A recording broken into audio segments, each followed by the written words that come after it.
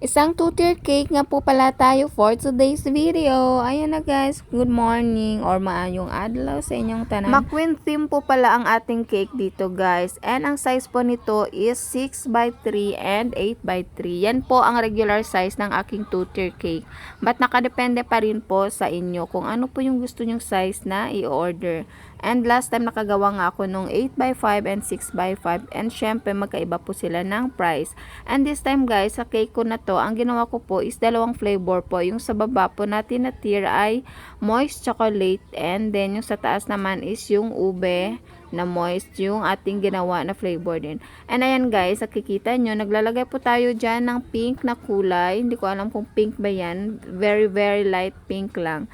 Nilagyan ko muna ng pink kasi nga ang lalagay natin na color dun sa taas is yan red. Kaya ang purpose po naglagay ako muna ng medyo lighter na kulay kasi para hindi na masyadong marami yung icing na lalagyan natin ng ating dark color. Yun po ang technique ko guys na ginagawa pag gagamit ako ng dark color na no need na magamit ng airspray ko.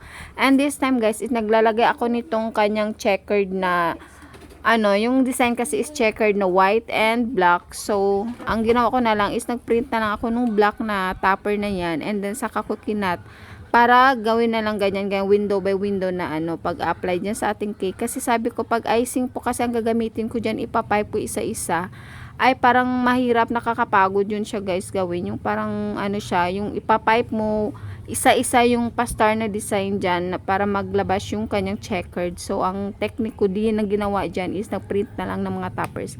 And then, mga printable toppers lang pala ito lahat. And yan sa board natin or sa ating cake drum ay black na lang na na frosting ating ginamit kasi doon sa sample natin is yung kinunan kasi natin ng design dyan ng ating cake ay fondant. Kaya pag sa fondant kasi madali lang siya apply dyan guys. So, ang ginawa ko na lang din ay frosting na lang nilagay ko. And this time, calligraphy na naman yung ating pagsulat dyan ng kanyang name. Pero hindi naman ganun ka-perfect. But, I'm trying my best, charot, na ima-perfect ko yung aking calligraphy nga. Kasi gusto ko talagang matutunan guys. Kasi nakikita ko sa iba, ang ganda-ganda tingnan. And ayan na nga po ang ating final look ng ating cake for today. Bye!